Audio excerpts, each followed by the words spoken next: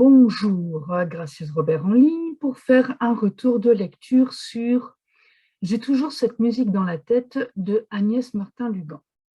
Alors, j'ai pris mon petit calepin par rapport aux notes que j'ai prises sur ce livre et je tente un petit fond de chocolat. Mais le problème, c'est que voilà, ça coupe pas mal de choses. Donc, on voit quand même mon joli petit chapeau, hein, parce que c'est toujours bien de le montrer. Mon chapeau de retour de lecture de l'année 2022.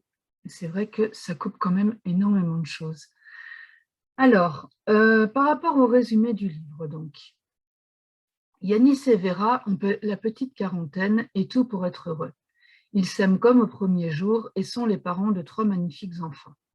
Seulement voilà, Yanis, talentueux autodidacte dans le bâtiment, vit de plus en plus mal sa collaboration avec Luc, le frère architecte de Vera, qui est aussi pragmatique et prudent que lui est créatif et entreprenant. La rupture est consommée lorsque Luc refuse le chantier que Yanis attendait. Poussé par sa femme et financé par Tristan, un client providentiel qui ne jure que par lui, Yanis se lance à son compte, enfin. Mais la vie qui semblait devenir un rêve éveillé va soudain prendre une tournure plus sombre. Yanis saura-t-il échapper à une spirale infernale sans emporter Vera? Son couple résistera-t-il aux ambitions de leur entourage? Voilà. Alors, au niveau de la partie narrative de l'histoire, donc, voilà, comme on dit, ils ont tout pour être heureux, ils s'aiment, ils ont des beaux enfants, le boulot se passe bien, jusqu'au moment où on a cette rupture, le contrat, et puis Yanis qui aimerait bien que Luc le soutienne dans son projet, parce que là, c'est quelque chose où vraiment il va pouvoir donner une certaine ambition à ce contrat et laisser libre cours à ses idées dans le projet. Et comme on voit, eh bien, étant donné que Luc ne le soutient pas, eh bien, il claque la porte en disant tu m'en... Hein. Et moi, j'essaye de me lancer à mon compte pour pouvoir, en gros, mener des projets avec cette petite touche de folie dont Luc manque. Au sujet de l'histoire, moi, ce que j'ai noté, c'est le manque de communication, le manque de confiance en soi de Yanis, parce qu'il est autodidacte, donc il a besoin de diplômes pour avoir une reconnaissance de ses pairs ou de ses clients qui disent « Ah oui, il a le diplôme, donc il sait faire ». Personnellement, je pense que ce n'est pas le diplôme qui fait toujours tout, et ce n'est pas parce que tu sais recracher des choses sur une copie ou sur un papier que ça y est, tu es habilité à devenir, en l'occurrence pour ce livre-là, un architecte de talent. Et il y a aussi le manque de remise en question. Alors, que de manque? Parce que voilà, Luc refuse de se remettre en question, Yanis refuse de reconnaître les choses à un certain moment, Vera, elle est au milieu de tout ça et elle subit énormément de choses. Donc, que de mésaventures et avec tous ces problèmes de manque entre le fait de ne pas communiquer, de ne pas avoir confiance en soi, de ne pas se remettre en question. Bien sûr, tout le monde va en subir les conséquences, que ce soit le couple, Yanis, Vera,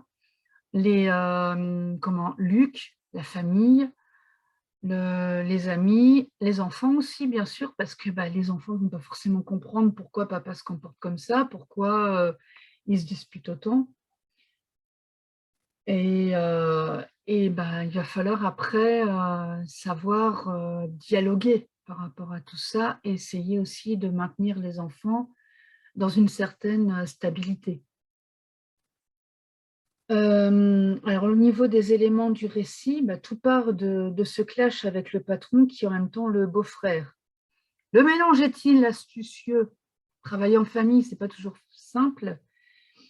Et surtout que, voilà, le problème, c'est que, personnellement, je considère que quand on est au travail, on n'est pas là pour se faire des amis. Et quand on met l'affect dans l'histoire, ça peut poser des problèmes. Et en plus, dans la famille, bah, s'il y a des choses qui n'ont pas été dites, comme là on parlait de manque de communication, ça ressort dans le travail. Et ce n'est pas toujours bon. Certains préfèrent ne pas mélanger. Et moi, je trouve qu'il faut avoir une relation bien solide pour traverser les épreuves, que ce soit au niveau professionnel ou personnel. Parce que dans ce livre, justement, tout démarre, la vie est belle, tout est agréable, tout est génial. Les deux travaillent ensemble et ça se passe très bien. Enfin, moi, je me disais, mais attends, on est dans la petite maison dans la prairie, c'est pas possible.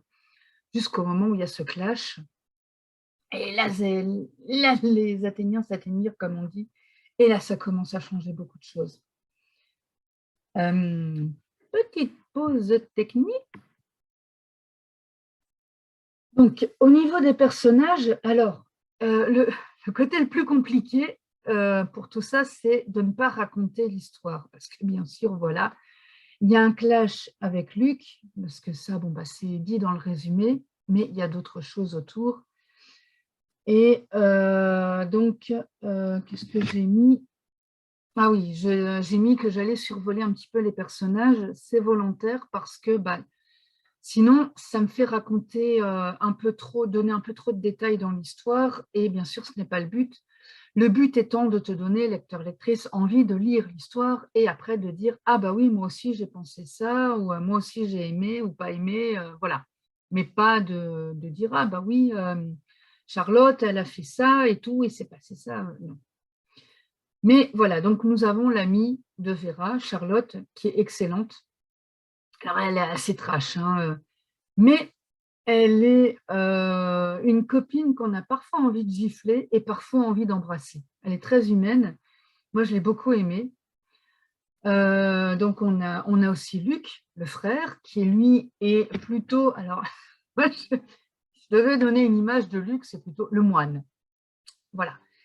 Il est très droit, très rigoureux. Il mène une vie très carrée, très cadrée. Alors, c'est vrai que dans le domaine de l'architecture, c'est très bien.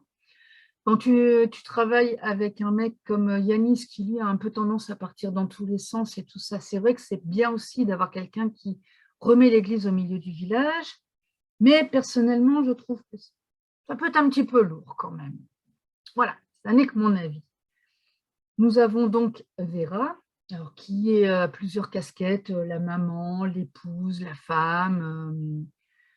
Voilà, c'est elle qui raconte en partie l'histoire et qui met tout en place en expliquant voilà.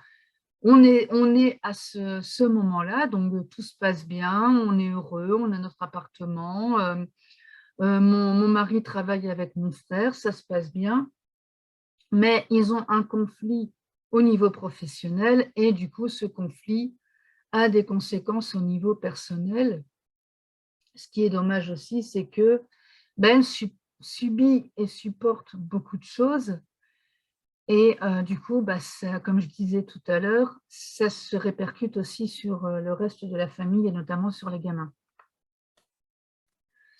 Donc, nous avons aussi Yanis. Alors, bah, pareil, il a plusieurs casquettes, hein. Il est père, il est époux, c'est un homme qui estime qu'il a certains devoirs vis-à-vis de sa femme, vis-à-vis de sa famille, et en tant qu'homme, tout simplement aussi, par rapport au fait de se prouver des choses, alors à lui, à son entourage et à ses clients, ou à son patron, ou ex-patron, et l'entrepreneur, donc, qui décide de se lancer à son compte, de créer sa propre entreprise et de voir ce que ça va donner dans son projet.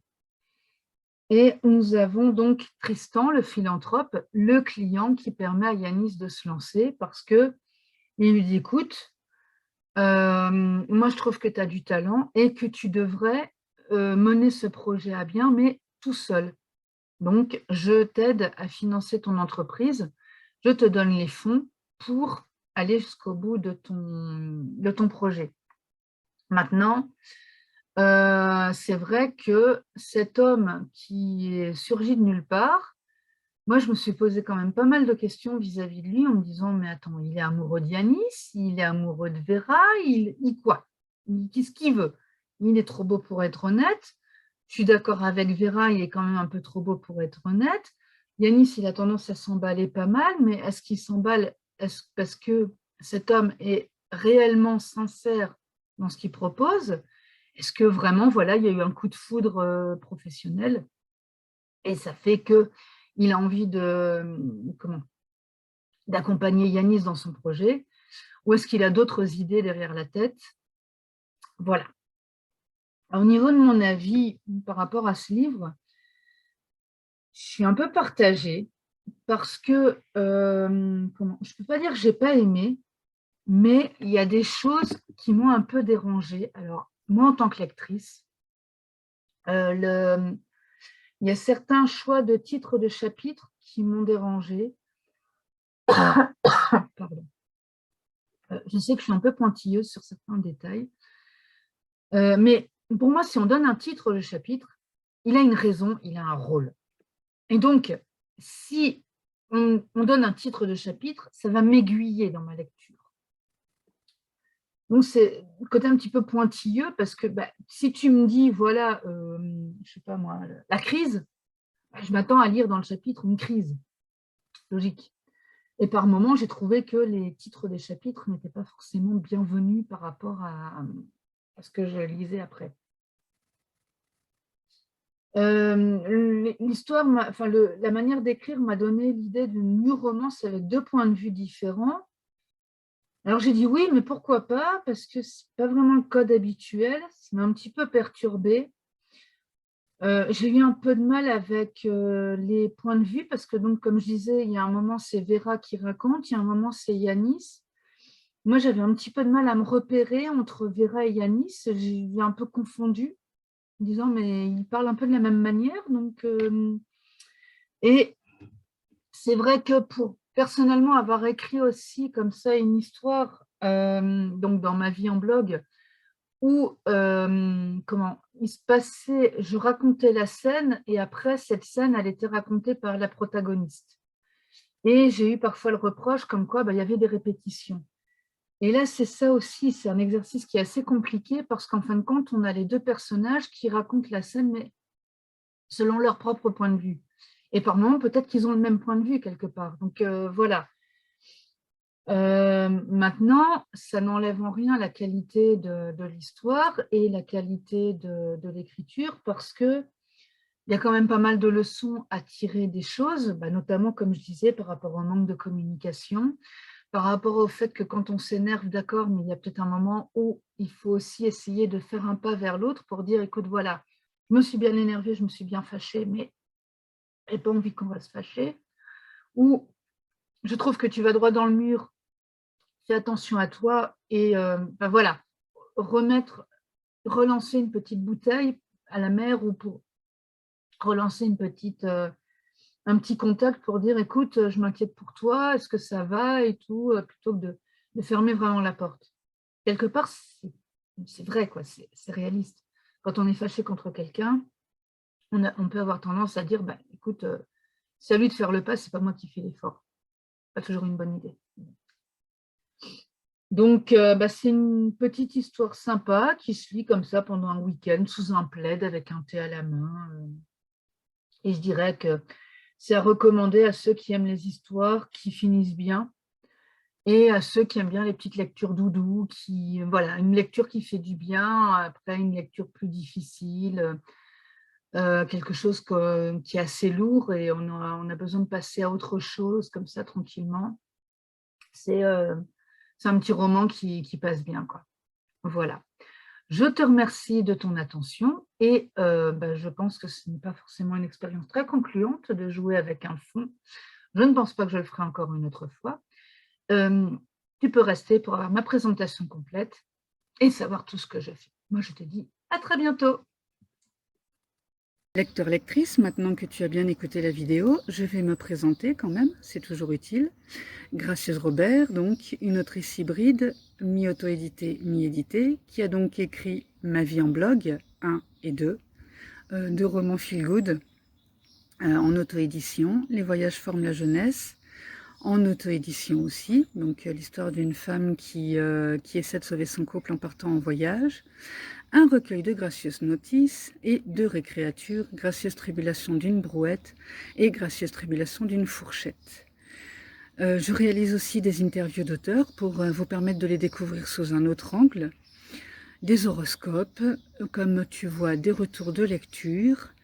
Je suis disponible sur YouTube, Instagram et Facebook sur le même nom, Gracieuse Robert, et sur mon site lesgracieusetés.fun. Et aussi, de toute manière, il est accessible par le lien gracieusrobert.com. Donc, si tu as aimé la vidéo, tu peux activer, tu peux mettre un petit pouce bleu, la partager. Elle est aussi accessible aux personnes non-voyantes parce que de toute manière, on peut tout écouter. Activer la cloche pour suivre mes activités en mettant avec la petite fonction Instagram, avec la petite fonction pour les suivre en priorité, et me soutenir sur Tipeee ou Utip, les liens étant en description, parce que le reste de tout ça ne nourrit pas son autrice ni son assistant. Merci de ton écoute et je te dis à très vite sur un des réseaux sociaux.